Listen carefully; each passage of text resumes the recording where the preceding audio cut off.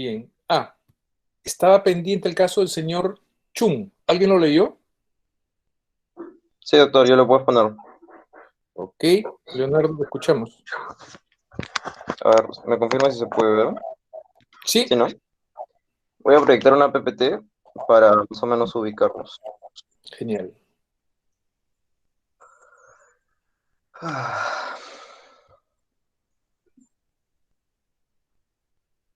Ya, ahora sí.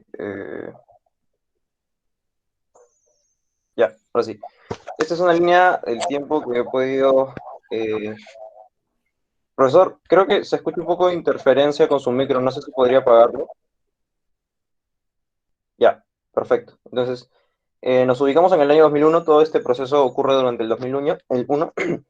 En este caso, el denunciante va a ser Augusto Chun Zapata, quien va a actuar en representación de Guillermo, que es su hermano, Chun Zapata, debido a que este es declarado interdicto. Entonces vamos a empezar con los hechos. El 3 de enero, al señor Guillermo se declara interdicto mediante sentencia judicial y se nombra pues como su curador al señor Augusto Chun Zapata.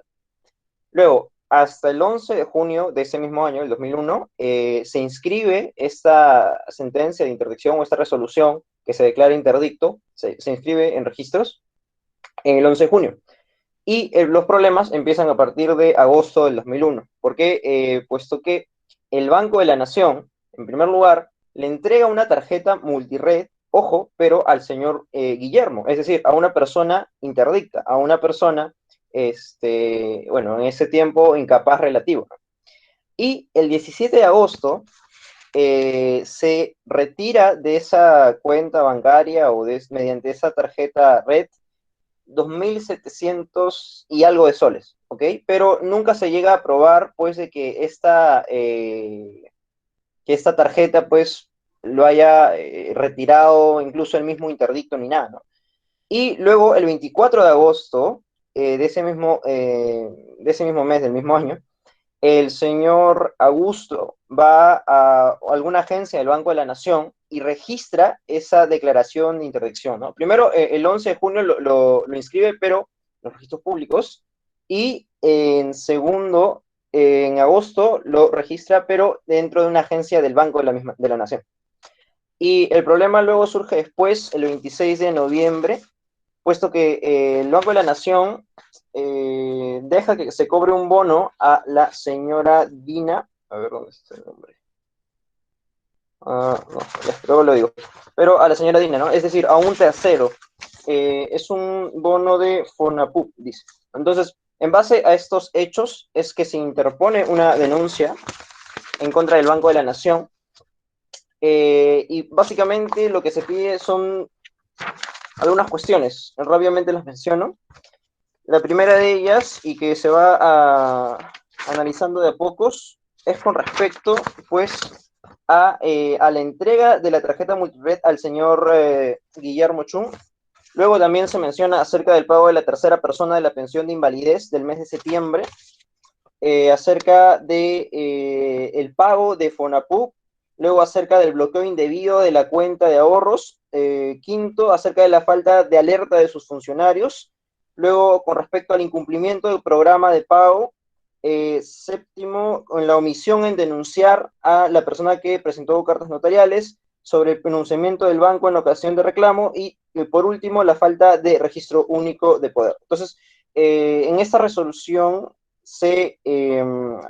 uno por uno se va analizando los puntos, pero una cuestión previa que se toca aquí es con respecto a la representación del señor Augusto, ¿no? Como lo había mencionado, se había declarado en enero de ese año como su curador, entonces él tenía total legitimidad para poder representar al señor Guillermo dentro de este proceso, ¿no? Entonces, en base a eso, se señala acá bastante acerca de la idoneidad del servicio, ¿no? Y aquí, si no me equivoco, estamos todavía aún bajo la ley ya derogada de protección al consumidor con respecto a la idoneidad del producto y particularmente en el artículo 8, ¿no? Que menciona acerca de la responsabilidad que tiene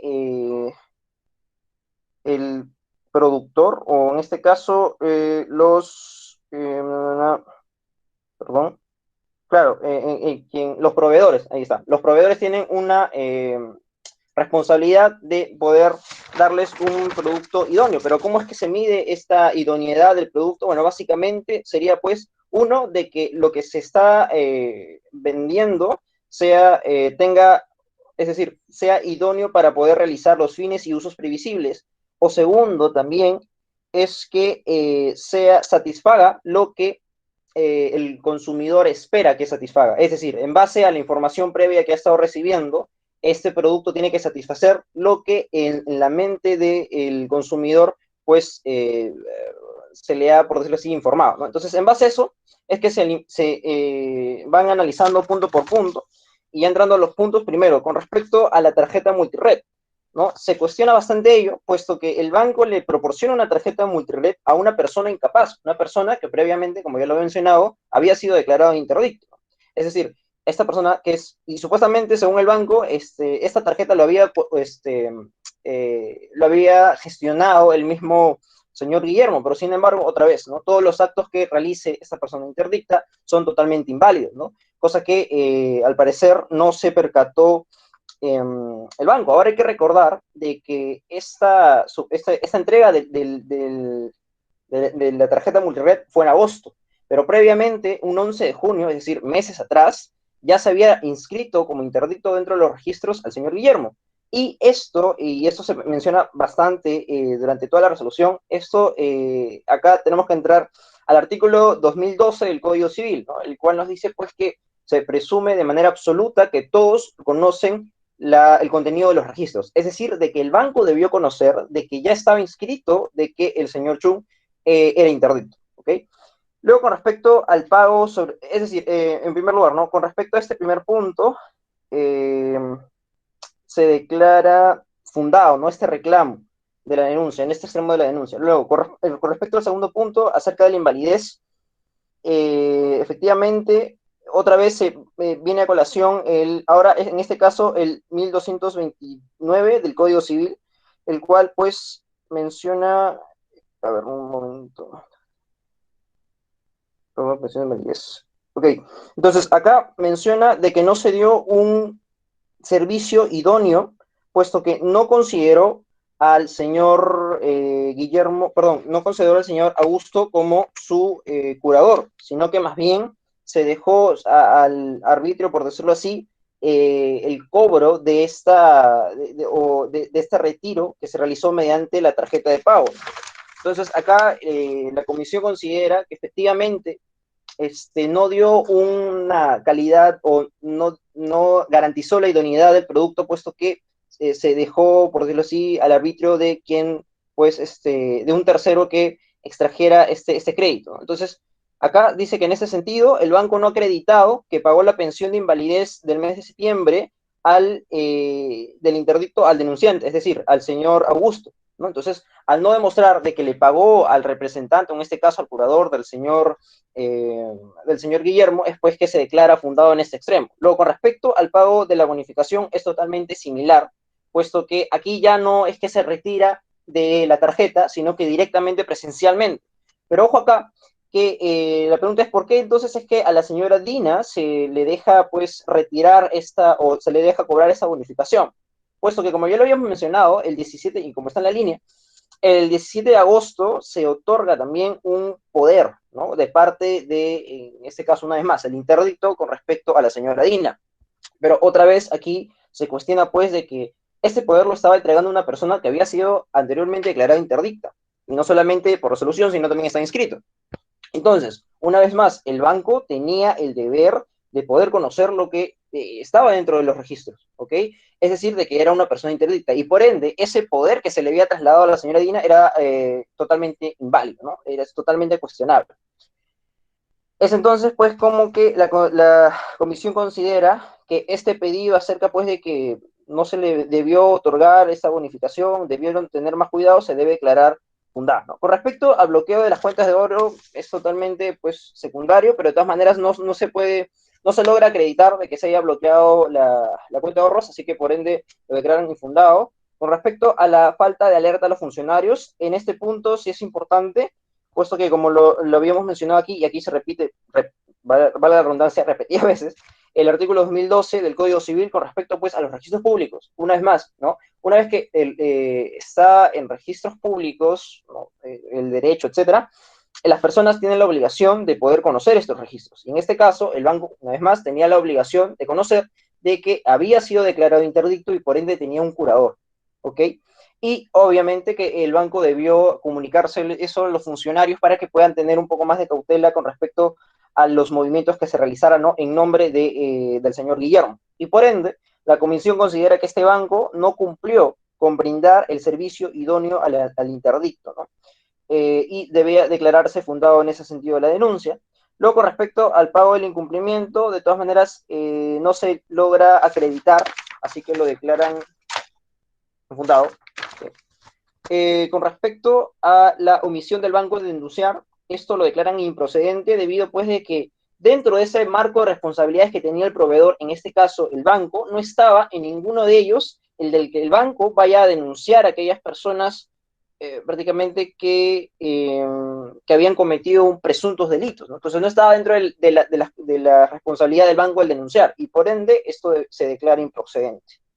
Luego, con respecto al pronunciamiento de reclamo ante la Superintendencia de Banca y Seguros, nos dice, pues, bueno, este es un tema que más o menos no lo entendí muy bien, pero básicamente cuando se pide algún tipo de asesoría a los bancos, este emite, en el caso en concreto, emite una opinión en contrario a lo sucedido, ¿no? Entonces, reclaman ello, pero, sin embargo, esto se declara improcedente debido a que nos dicen, pues, de que cuando existe este tipo de asesoría jurídica, no necesariamente se tiene, pues, que tener una opinión a favor de quien está pidiendo este tipo de asesoría, y por ende, pues, se declara improcedente.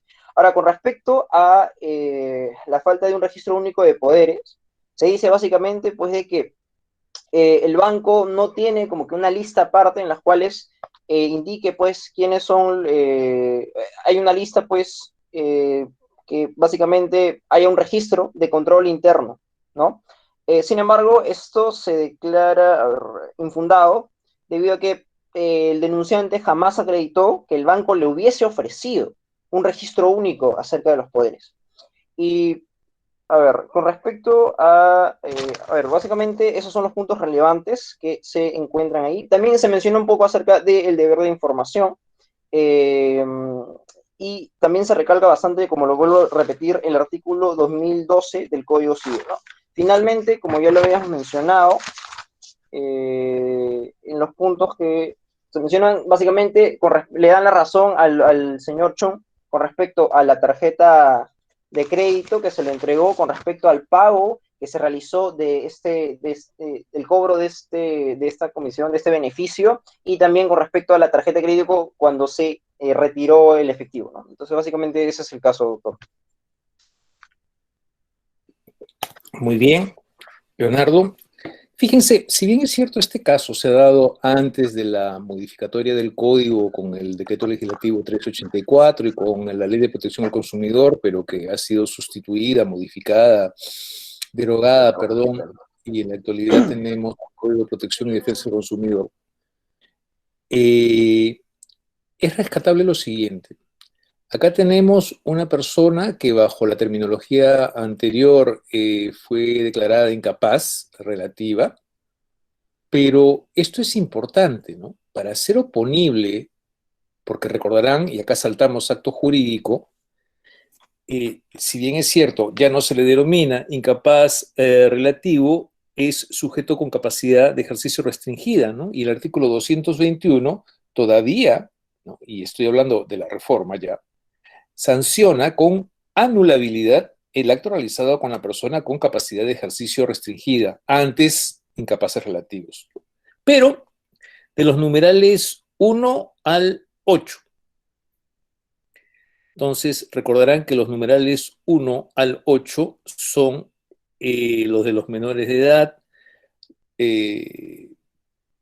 después han sido derogados otras causales, obviamente mayores de 16, menores de 18, pródigos, malos gestores, ebrios habituales, toxicómanos y aquellos que conllevan una pena anexa a la interdicción civil.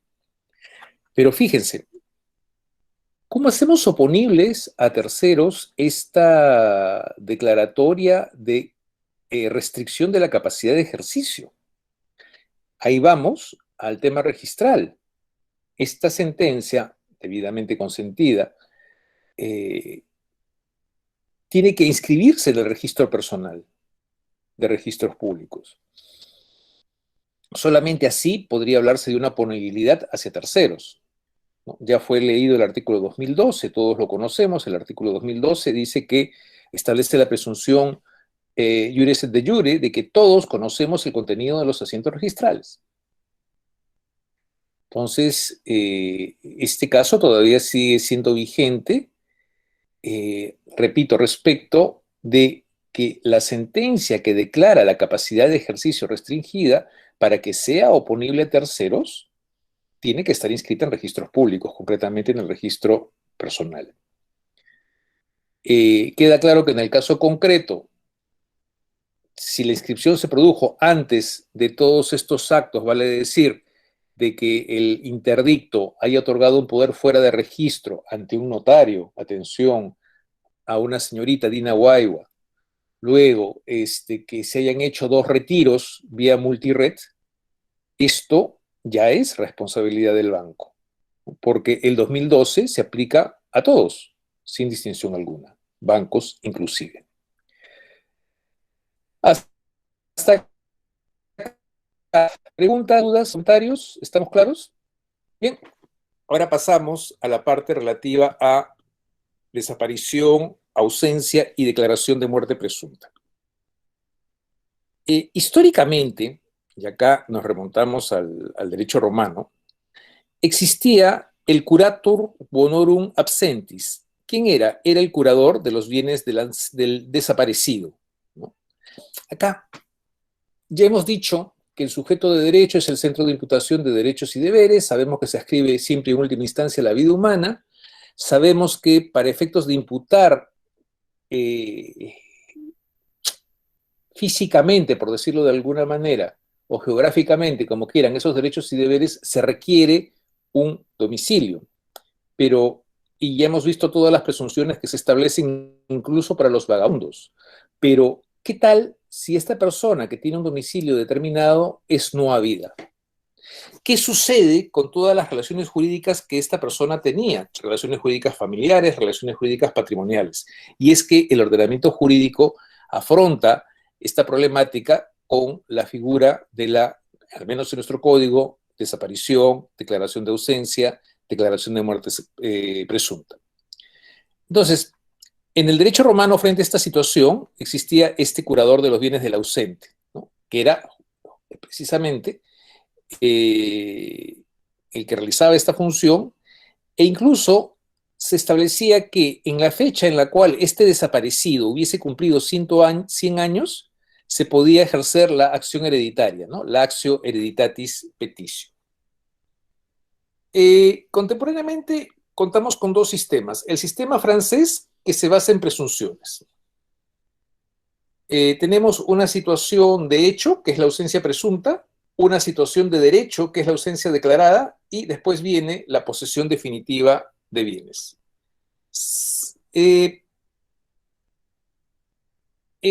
Nota característica también de este sistema del francés es la amplitud de los plazos, ¿no?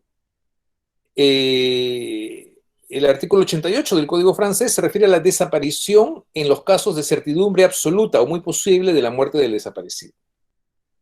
Mientras que el sistema alemán sí llega a presumir la muerte de la persona. Entonces se establece la situación de desaparición, el transcurso de un plazo y después se procede a la declaración del fallecimiento. Nuestro sistema es una suerte de sistema mixto porque hemos asimilado ambos modelos. ¿De qué manera? Nosotros tenemos primero una situación de hecho. ¿Cuál es la situación de hecho? Es la desaparición. ¿Cómo se configura la desaparición? Con la no presencia de un sujeto en su domicilio. ¿Y la consecuencia jurídica cuál es? La gestión de ese patrimonio por parte de un representante. Es una situación de hecho como el nacimiento, es una situación de hecho como la muerte. Después de esta situación de hecho, viene la situación de derecho, que es la declaración judicial de ausencia. Y como escuchan, cuando se habla de ausencia, esto implica que hay un pronunciamiento judicial respecto de que la persona no es sabida. ¿Y cuál es la consecuencia? La posesión temporal de los bienes a quienes serían sus herederos forzosos. Y el tercer estadio es el de la declaración judicial de muerte presunta. Vamos a comenzar con la desaparición. ¿Quién puede leer, por favor, el artículo 47 del Código Civil?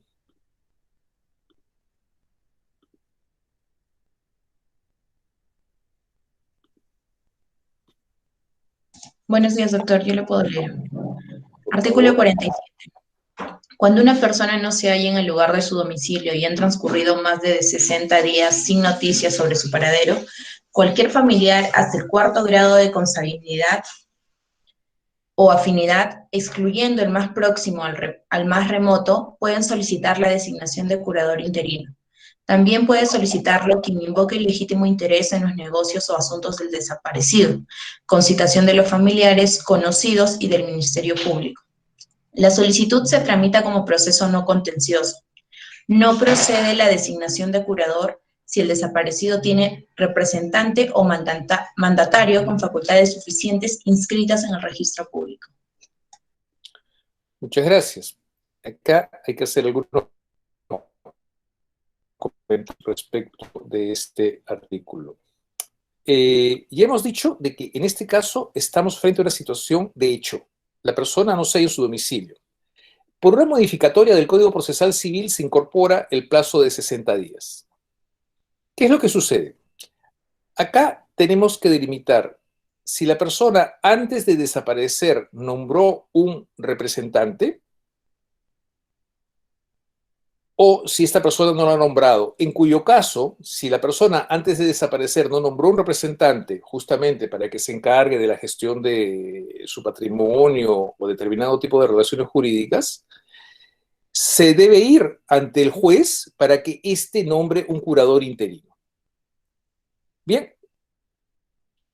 Ahora, la primera cuestión que salta a la vista es este segundo párrafo del artículo 47, ¿no? Este segundo párrafo del artículo 47 habla del mandatario con facultades suficientes, pero dice representante o mandatario, cayendo en el error de entender que son sinónimos. ¿Quién me puede dar la diferenciación entre representación y mandato?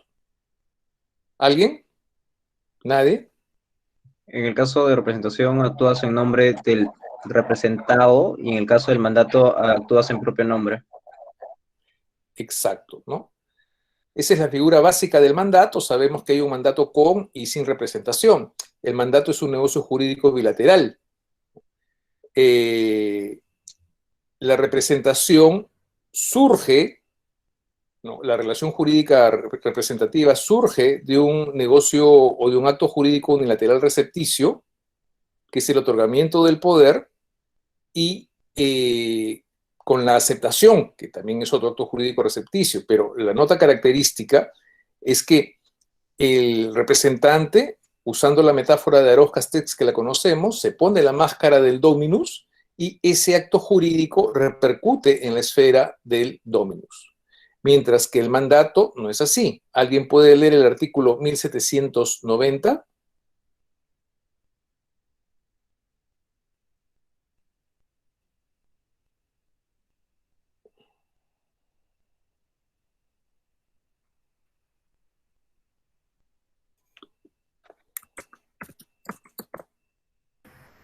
¿1790? Por el mandato, el mandatario se obliga a realizar uno o más actos jurídicos por cuenta y en interés del mandante. Ok. Entonces, queda claro que en el caso de desaparición, ¿no? En este caso de desaparición, estamos más en la figura de la representación y no de un mandato, porque queda claro que este representante debe actuar en nombre del desaparecido, no en nombre propio. Y este error lo detecta el mismo ponente del libro, Fernández Cesaredo. Pero también tenemos otro problema. Acá tenemos que irnos al artículo 2030 del Código Civil. ¿Alguien puede leer el artículo 2030, inciso 2? Artículo 2030. Se inscriben en el registro, inciso 2, las resoluciones que declaren la desaparición, ausencia, muerte presunta, la ausencia por desaparición forzada y el reconocimiento de existencia de las personas. Existen resoluciones que declaran la ausencia, que declaran la muerte presunta. Ya nos referiremos de la ausencia por desaparición forzada. Pero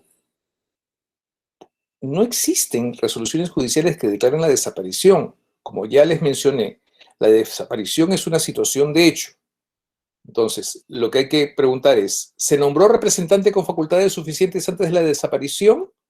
Si se hizo, no cabe pronunciamiento judicial alguno. Si no se hizo, y evidentemente a pedido de quien tenga legítimo interés, el juez, ante la constatación de esta situación de hecho de la desaparición, nombra un representante con las facultades, evidentemente, de asumir las posiciones jurídicas del desaparecido. Este error se repite en el artículo 44 de la Ley Orgánica del RENIEC. Sin embargo, de alguna manera se corrige esto en el reglamento.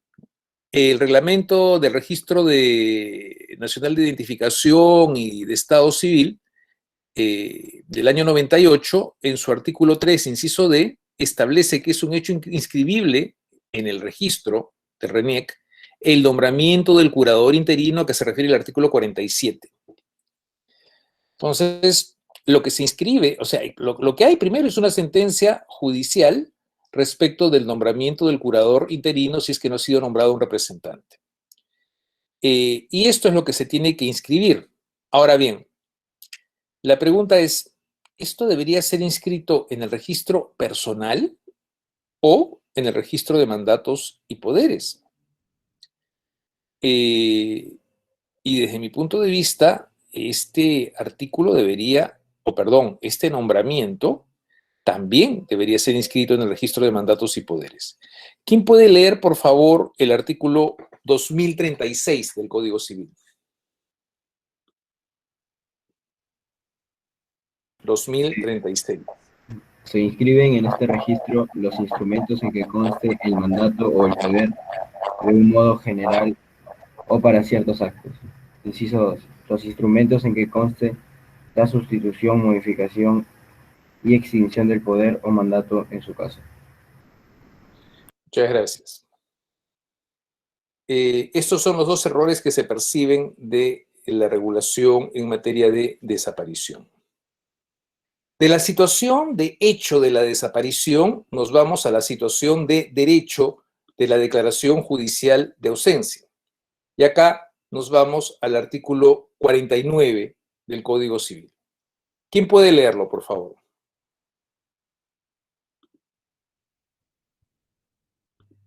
¿49? ¿Alguien? Artículo 49. Declaración judicial de ausencia. Transcurridos 2 años desde que se tuvo la última noticia del desaparecido, cualquiera que tenga legítimo interés o el Ministerio Público pueden solicitar la declaración judicial de ausencia. Es competente el juez. ¿Suficiente? Sí. Es competente el juez del último domicilio que tuvo el desaparecido o el del lugar donde se encontró la mayor parte de sus bienes. Ok. ¿Cuál es la consecuencia jurídica de esta declaración judicial de ausencia? Primero, la posesión temporal, atención, de los bienes del ausente a quienes serían sus herederos forzosos. Repito, a quienes serían, no se puede hablar de herederos porque todavía no tenemos certeza respecto de que esta persona haya o no muerto. Bien, acá voy a ser solo remisivo a lo que establece el código para efectos de tener un control de estos bienes, se debe realizar un inventario valorizado de cómo se están recibiendo los bienes. ¿Qué pueden hacer los que serían los herederos forzosos con estos bienes? Poseerlos y gozar de los frutos, pero deben reservar una parte igual a la cuota de disposición del ausente. Vale decir, si éste tiene esposa e hijos, la tercera parte. Si solamente tiene ascendientes, la mitad. Hay restricciones para los que poseen temporalmente los bienes, porque no pueden enajenarlos ni gravarlos, salvo necesidad y utilidad aprobado judicialmente. ¿Dónde se inscribe la declaración judicial de ausencia? En el registro de mandatos y poderes. Consecuencia, extingue los poderes anteriormente dados por el ausente. También se puede determinar de que en esta sentencia que declara la ausencia se nombre un administrador judicial. ¿Qué derechos y obligaciones tiene este administrador judicial? Percibir los frutos, pagar las deudas del ausente, hacer reservas en cuenta bancaria, justamente de la cuota de libre disposición, distribuir a los que serían los herederos forzosos los saldos disponibles en atención o en proporción a los derechos sucesorios, ejercer la representación judicial del ausente, también cualquier otra atribución, si fuera conveniente para la administración del patrimonio, y la rendición de cuentas. Como les había dicho, estos bienes no pueden ser enajenados ni grabados, salvo por autorización judicial, y esto está en el artículo 56. ¿Qué sucede en los casos de que la posesión temporal y así como el hecho de percibir los frutos de estos bienes no sea suficiente? Acá se establece la posibilidad que, por ejemplo, el cónyuge del ausente o los herederos forzosos y sobre todo estos parientes que dependen económicamente o que dependían económica del ausente pueden solicitar al juez la asignación de una pensión, ¿no? Una pensión adicional. Esto lo tenemos en el artículo 58. ¿Alguien, por favor, puede leerlo? Artículo 58. Artículo 58. El cónyuge del ausente u otros herederos forzosos económicamente dependientes de él que no recibieren rentas suficientes para atentar a sus necesidades alimentarias pueden solicitar al juez la asignación de una pensión cuyo monto será señalado según la condición económica de los solicitantes y la cuantía del patrimonio afectado. Esta pretensión se tramita conforme al proceso sumarísimo de alimentos en lo que resulte aplicable. ¿Okay? Cuando cesa la declaración judicial de ausencia, por regreso del ausente, por designación de un apoderado con facultades suficientes hecha por el ausente con posterioridad a la declaración, por comprobación de la muerte del ausente o por la declaración judicial de muerte presunta. En los casos unidos, lo que se hace es restituir al titular el patrimonio, atención, en el estado en que se encuentre. En los casos 3 y 4, se procede a la apertura de la sucesión. Pero acá hay una cuestión. Imagínense de que la persona desapareció, después es declarada judicialmente ausente y el cónyuge de esta persona ausente, puede ser el esposo o la esposa, le pregunta si este hecho de la declaración judicial de ausencia disuelve el matrimonio. Porque esta persona quiere casarse con otra. Atención, que acá, como ya hemos dicho, o con la declaración judicial de ausencia, lo único que se hace es declarar oficialmente a esta persona como no habida, declararla judicialmente, hay un pronunciamiento respecto del estatus con las consecuencias que ya hemos visto. Pero las relaciones jurídicas que esta persona tenía se mantienen, ergo, el cónyuge sigue casado. Ahora, ¿qué es lo que sucede si ese cónyuge del ausente igual se casa con otra persona y esta otra persona, digamos, no sabía de esta situación. Acá nos vamos al libro de familia, a la parte de nulidad del matrimonio, concretamente al artículo 274, segundo párrafo, que lo tienen en la diapositiva 16. ¿Quién puede leerlo, por favor? Tratándose del nuevo matrimonio contraído por el cónyuge de un desaparecido sin que se hubiera declarado la muerte presunta de éste, solo puede ser impugnado mientras dure el estado de ausencia por el nuevo cónyuge y siempre que hubiera procedido de buena fe. Entonces, fíjense, acá hay dos situaciones. Mientras dure el estado de ausencia y este nuevo cónyuge se entera de la situación, porque actuó de buena fe, se entiende, pero después se entera, él sí puede solicitar la nulidad de ese segundo matrimonio. Me dirán, ¿qué es lo que sucede si regresa el ausente y están casados? Pero siempre en el escenario de que este tercero actuó de buena fe. Acá se aplica la figura del matrimonio putativo, que está en el artículo 284 del Código Civil. ¿Quién puede leerlo, por favor? 284.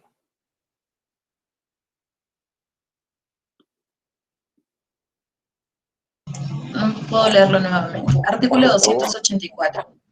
El matrimonio invalidado produce efectos civiles respecto de los cónyuges e hijos, si se contrajo de buena fe, como si fuese un matrimonio válido disuelto por divorcio. Si hubo mala fe en uno de los cónyuges, el matrimonio no produce efectos en su favor, pero sí respecto del otro y de los hijos. El error de derecho no perjudica la buena fe.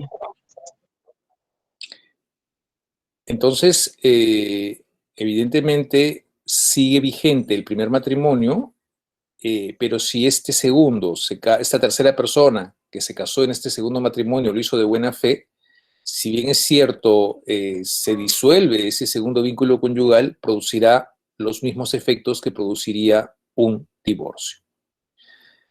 Una cosa que siempre le pregunté a Fernández Cesareo es, si nosotros decimos que el Código Civil es un código humanista que tiene a la persona como eje y centro de las relaciones jurídicas, ¿por qué en el caso de la ausencia, si bien hay una regulación respecto de la administración de los bienes del ausente, no se regula lo básico?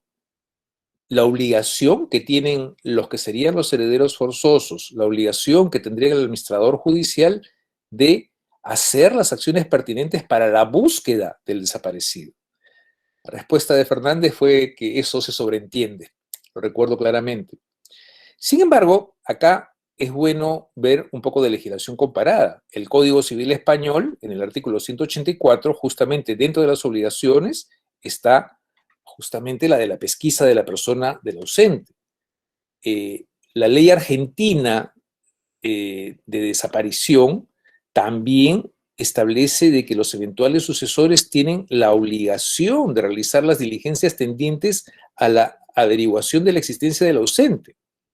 En ambos casos, tanto el Código Civil español como el Código Civil argentino establecen una sanción de que si no cumplen con esta obligación pierden los frutos percibidos por tal concepto. Y yo creo que sí, el Código Civil debió regular esta situación y sobre todo ello independientemente de la posible responsabilidad civil o penal que pudiera presentarse. Bien, ahora vamos al supuesto de declaración de muerte presunta. ¿Quién puede leer, por favor, el artículo 63?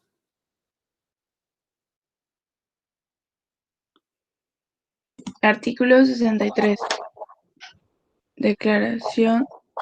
Procede la declaración de muerte presunta sin que sea indispensable la de ausencia a solicitud de cualquier interesado o del Ministerio Público en los siguientes casos. Cuando haya transcurrido 10 años desde las últimas noticias del desaparecido o 5 si éste tuviera más de 80 años de edad. Cuando haya transcurrido 2 años, si la desaparición se produjo en circunstancias constitutivas de peligro de muerte, el plazo corre a partir de la cesación del evento peligroso, cuando exista certeza de la muerte sin que el cadáver sea encontrado o reconocido. Bien. Esta es una situación totalmente distinta. pasamos de la situación de hecho a la situación de derecho, en la cual solamente se dice que esta persona no es habida en su domicilio, pero en esta situación la sentencia judicial presume la muerte. ¿En qué supuestos? Primero tenemos un supuesto cronológico, 10 años desde las últimas noticias del desaparecido, o 5 si tuviere más de 80 años de edad. Este quiebre evidentemente se hace porque las personas mayores de 80 tienen menor capacidad de supervivencia que las menores de 80, en línea de principio. Luego tenemos el supuesto de circunstancias constitutivas de peligro de muerte. Ahí se establece un plazo de 2 años.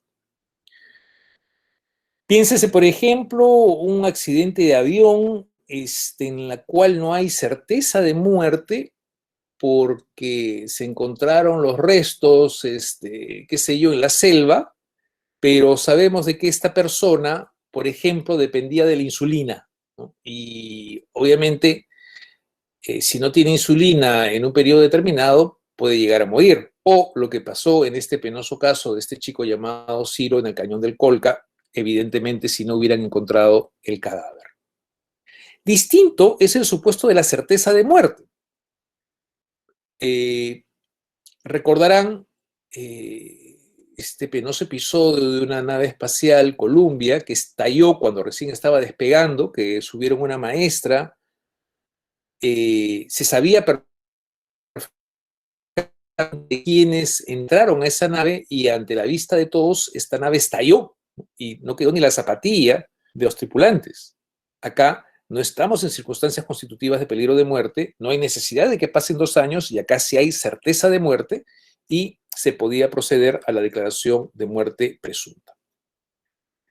Sin embargo, al legislador que le encanta crear Frankensteins, generó una ley que es la de ausencia por desaparición forzada. Todo esto un poco para justificar la labor que hizo la Comisión de la Verdad. Esta ley que regula la ausencia por desaparición forzada se circunscribe a un periodo de tiempo, 1980 al año 2000, e incorpora un Frankenstein que es la ausencia por desaparición forzada. Atención, que ya habíamos dicho que la desaparición es la situación de hecho, la ausencia es la situación de derecho. Veamos qué cosa entiende esta ley por ausencia por desaparición forzada. Le pediría a alguien, por favor, que lea el artículo 3, que lo tenemos en la diapositiva 20. Para efectos de la presente ley, se entiende como ausencia por desaparición forzada a la situación jurídica de las personas que hubieran desaparecido involuntariamente del lugar de su domicilio o residencia, sin que se tenga noticia de su paradero durante el periodo 1980-2000.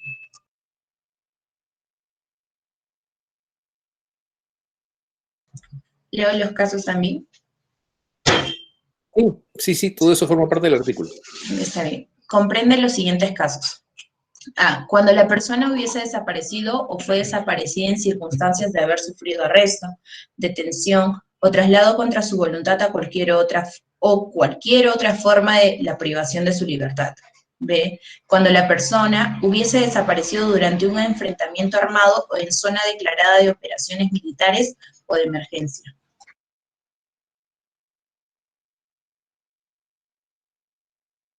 Profesor, su micrófono.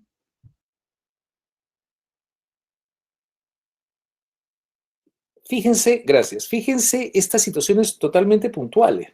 Ahora pregunto, si esta persona sufrió arresto, detención o traslado contra su voluntad y no se sabe nada de ella, ¿no bastaba aplicar el artículo 63, inciso 2? Y me parece que lo mismo podría ser aplicado en el inciso B.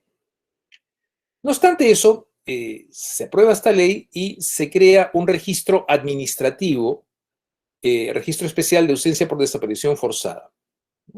Y hay todo un procedimiento administrativo que está regulado justamente en el artículo 5, que lo tenemos en la diapositiva 21. ¿Alguien, por favor, puede leerlo?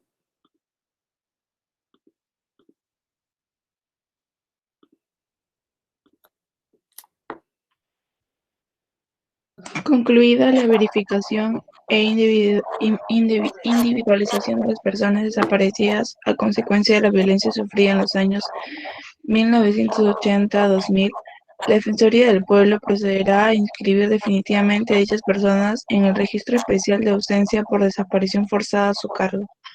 La información contenida en dicho registro será publicada en la página web de la Defensoría del Pueblo. Asimismo, a solicitud de los familiares directos o en su defecto, por quien tenga legítimo interés, la Defensoría del Pueblo otorgará la constancia de ausencia por desaparición forzada para los fines legales previstos en la presente ley.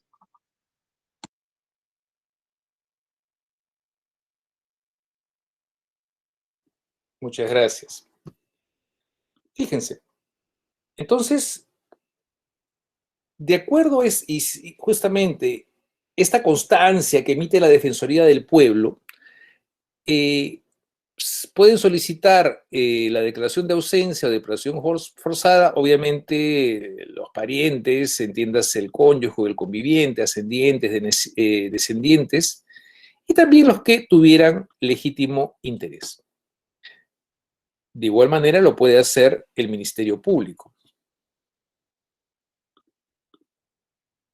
Ahora bien, se hace ante un juez de paz letrado del lugar donde se encuentra el domicilio, el último domicilio del no habido o donde se encuentre su patrimonio, pero lo que sí preocupa es cuáles son los efectos jurídicos, se entiende, de la ausencia por desaparición forzada. Y la respuesta la tenemos en el artículo 13 de esta ley. ¿Alguien podría leerlo? Está en la diapositiva 23.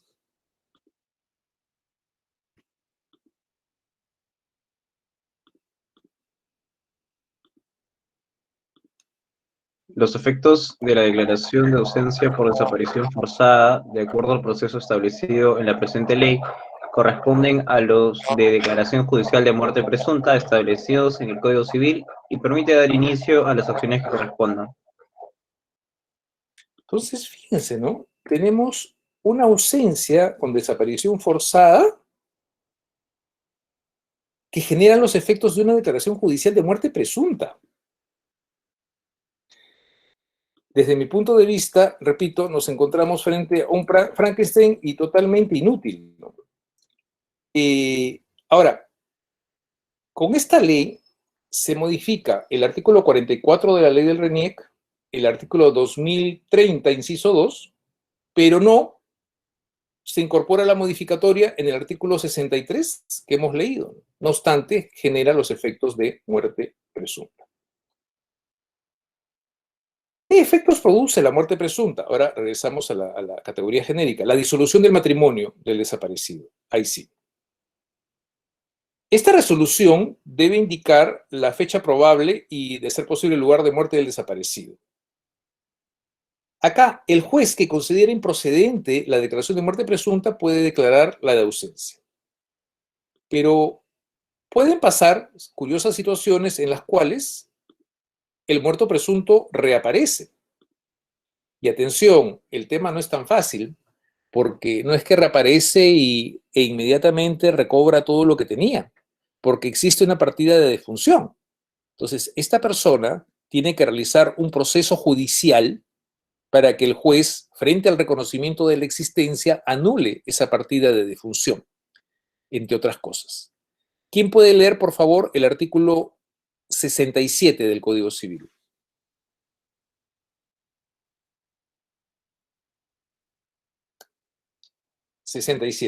Artículo 67. La existencia de la persona cuya muerte hubiera sido judicialmente declarada puede ser reconocida a solicitud de ella, de cualquier interesado o del Ministerio Público. La pretensión se tramita como proceso no contencioso con citación de quienes solicitaron la declaración de muerte presunta. Ahora, la pregunta es, ¿qué pasa si ese viudo o esa viuda se casa o se casó y vuelve el muerto presunto? ¿Qué matrimonio es el que tiene vigencia? ¿El primero o el segundo? Si queremos hacer un análisis de derecho comparado, tenemos dos sistemas, el sistema alemán y el sistema italiano. Para el sistema alemán, lo que prima es el nuevo matrimonio. Mientras para el segundo matrimonio, perdón, mientras para el sistema italiano, entiendo por la influencia que puede haber por parte del Vaticano, se aplican las normas del Código Canónico, vale decir, valdría el primero. ¿Qué es lo que regula nuestro sistema? Nuestro sistema se alinea a la posición del sistema alemán. Ergo, lo que vale es el último matrimonio. ¿Quién puede leer, por favor, el artículo 68 del Código Civil?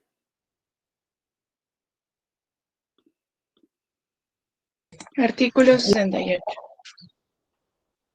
El reconocimiento de existencia no invalida el nuevo matrimonio que hubiera contraído el cónyuge.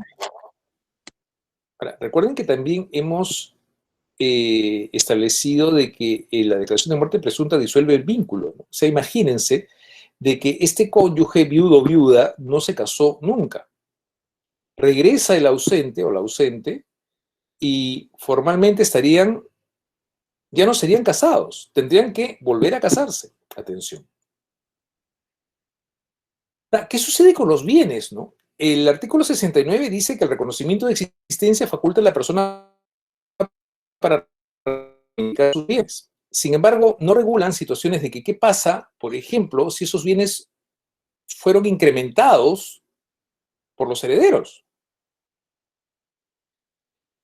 Podría darnos un rastro el artículo 197 del Código Civil Español. ¿Quién puede leerlo, por favor? Lo tenemos en la diapositiva, en la última, en la 28. Último párrafo, para ser concretos. Artículo 197. Si después de la declaración del fallecimiento se presentase ausente o probase su existencia, recobrará sus bienes en el estado en que se encuentren y tendrá derecho al precio de los que se hubieran vendido o a los bienes que con ese precio se haya adquirido, pero no podrá reclamar de sus sucesores rentas, frutos ni productos obtenidos con los bienes de su sucesión, sino desde el día de su presencia o de la declaración de no haber muerto. Entonces, en este caso, repito, este modelo legislativo es un modelo legislativo equilibrado que evita el enriquecimiento indebido tanto de los que hubieran sido los herederos forzosos como del que ha reaparecido. Respecto de desaparición, ausencia y declaración de muerte presunta, ¿tienen alguna pregunta? Profesor, Ahora vamos, escucho. pero en el caso, como usted menciona, que con respecto a los bienes en la declaración de muerte no se dice nada, ¿no podríamos aplicar lo que se rige en ausencia, tipo por un argumento analógico? La ausencia dice devolverlos en el estado en que se encuentren. Yo estoy hablando de otro supuesto. Justamente, si, no sé, recibieron una casa, pero resulta de que devolvieron esa casa y construyeron un edificio. ¿Tienen que devolverle el edificio? A eso me refiero. Entonces, el Código Civil Español lo que se dice es de que se le podría entregar en todo caso, aplicándolo, interpretándolo debidamente, el monto equivalente al valor de la casa. O al revés, que el ausente pague la diferencia. O sea, lo que se busca es evitar enriquecimientos injustificados. Así como que si vendieron la casa, los que serían los herederos, y tuvieron una ganancia con eso, evidentemente, la contraprestación, lo que le deberían de pagar al reaparecido es el valor de esa casa. ¿Me explico? Sí, doctor, gracias. Bien, ahora vamos a la muerte. De esto ya hemos hablado. El artículo 61 del Código Civil establece que la muerte pone fin a la persona. Sabemos que la consecuencia, la apertura de la sucesión, artículo 660, pasan los bienes, derechos y obligaciones a los que serían sus herederos. Pero también tenemos algunas presunciones, las de, bueno, en derecho hay las de conmorencia y las de premorencia. Realmente las presunciones de premorencia que se comentan por curiosidad histórica, que vienen del antiguo derecho romano, era frente a la situación de dos personas que suceden entre sí, padre e hijo, esposo, esposa, y que mueren, pero no se precisa con exactitud quién murió primero. Podrían morir en un accidente, por ejemplo, y no se tiene certeza de quién falleció primero. Entonces se establecían presunciones un tanto curiosas, ¿no? Si había una persona vieja y una joven, se presumía que el viejo moría primero; si había un hombre y una mujer, se presumía que la mujer moría primero, y cosas por el estilo. O si había un adulto y un niño, se presumía que el niño moría primero.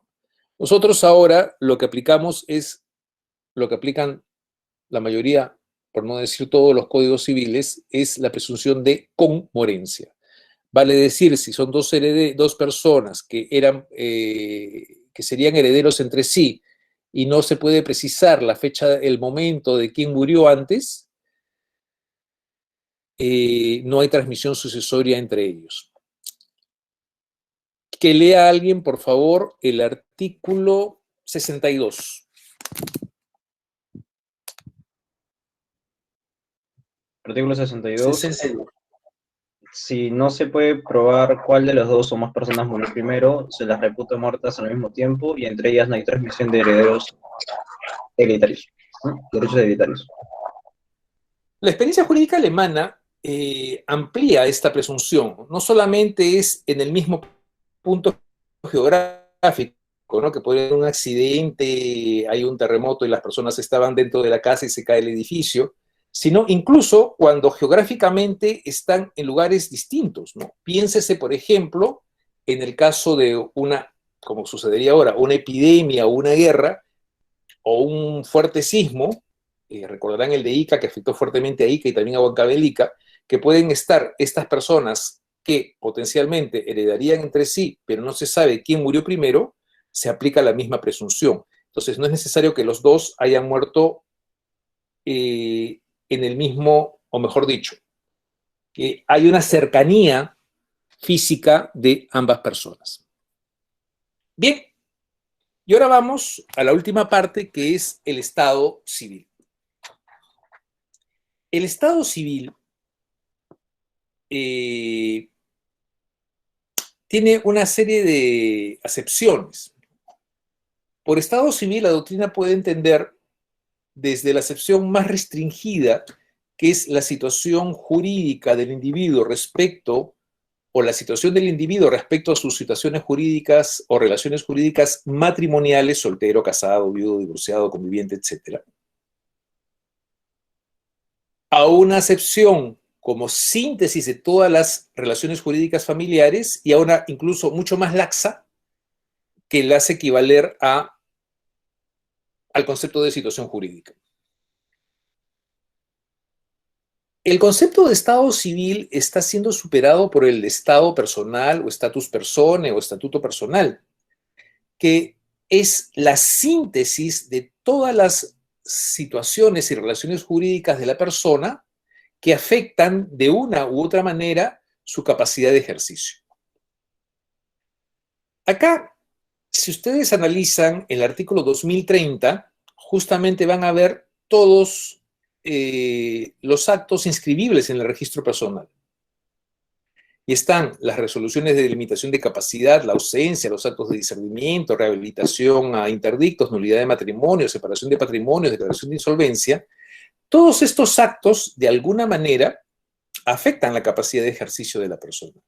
Y justamente el status personae es, como les digo, una síntesis o una fórmula sintética con la cual, en la cual se comprenden todos aquellos actos o situaciones o relaciones que de una u otra manera afectan la capacidad de ejercicio de la persona. Ergo, el concepto de status persona absorbe al concepto de estado civil. El último tema es justamente el relativo al RENIEC. Cuando el Código Civil se promulga, teníamos el registro de estado civil regulado en los artículos 70 al 75, donde estaban los nacimientos, matrimonios y defunciones. Esto, obviamente, siguiendo la tradición del Código Civil francés, Antes de esto, era tremendamente engorroso, en la Edad Media principalmente, cómo acreditar estos actos. Y a veces había que recurrir a testigos. Después, evidentemente, cuando, y esto justamente a propósito de las iglesias, no solamente de la católica, en la cual en los registros parroquiales se inscribían justamente estos actos, ¿no? Nacimientos, matrimonios y defunciones, porque coincidían, al menos para la religión católica, en sacramentos, ¿no? Bautizo, matrimonio y...